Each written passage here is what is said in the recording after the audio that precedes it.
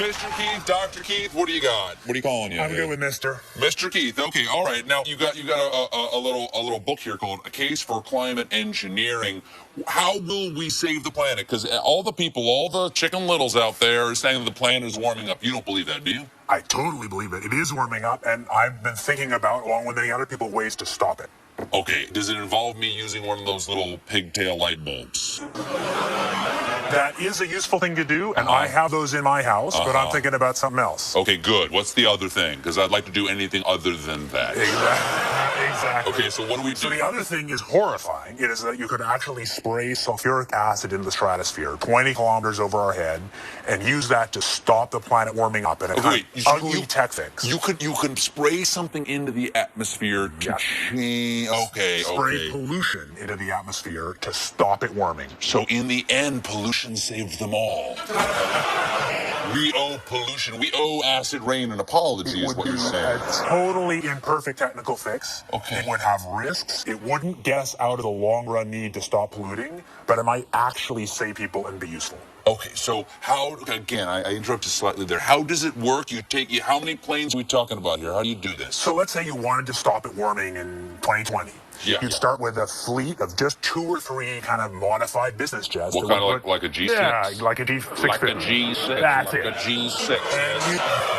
And you'd put, say, 20,000 tons of sulfuric acid into the stratosphere every year, and each year you have to put a little more. And this doesn't, in the long run, mean that you can forget about cutting emissions. We will need to rein in emissions. We'll get to it eventually. Yeah. But in the meantime, we're shrouding the Earth in sulfuric acid. So people are terrified about talking about this because they're scared that it will prevent us cutting emissions. Right, and also that it's sulfuric acid.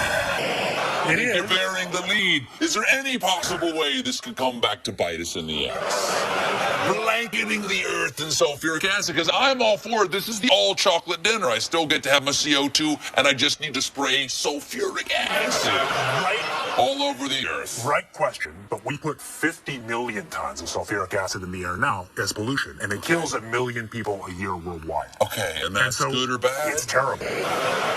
But it would be better if we put more in. We're talking about 1% of that, a tiny fraction of that. So we should reduce that sulfuric acid. So if it kills 1 million people and we're only bad. doing 1% more, we're just killing 10,000 more people. You can do math. Okay. But that's, so killing people is not the objective here. Killing people, not the objective. I just wanted to be clear.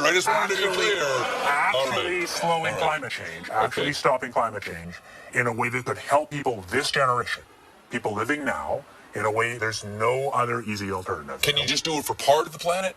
Pretty much the whole planet. No, but could you? Could you just just make things better for the United States? Very hard to do. It seems that this is mostly global. But the big fear is that one country will want it one way and one the other, like 2 frat boys arguing over the thermostat. And in many ways, the biggest fear here, we have no idea how to actually agree about how to control the planet's thermostat. So let's say the United States and China say, yeah, let's do it. But Russia and India say, yeah, not do it. This is the kind of stuff I wake up sweating about. Exactly. Well, it's your goddamn idea. No, it actually turns out to be an old idea. This is known since President Johnson.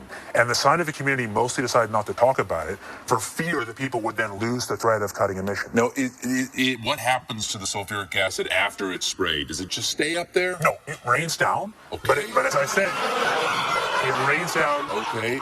It's a tiny addition to what we already do. Have you gotten some grief for suggesting this? Sure. I mean, this is like writing a book that's the case for leprosy.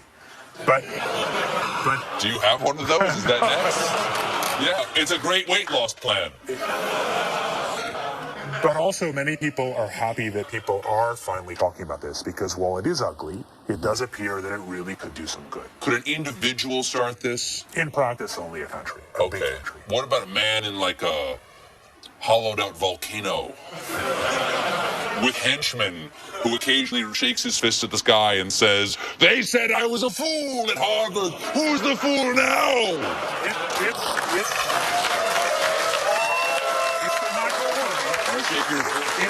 I won't shake your fist and say the fools. It's the natural worry, but I think in the end, no.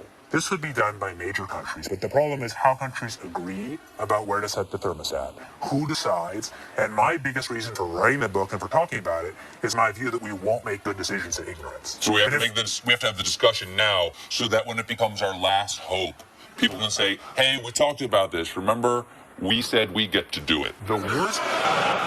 The worst way to make decisions about this would be if we all agree that we won't talk about it in polite society, we suppress it, which is basically what had been happening, and then in 2030, suddenly in a crisis, we make fast decisions. Maybe it's happening already.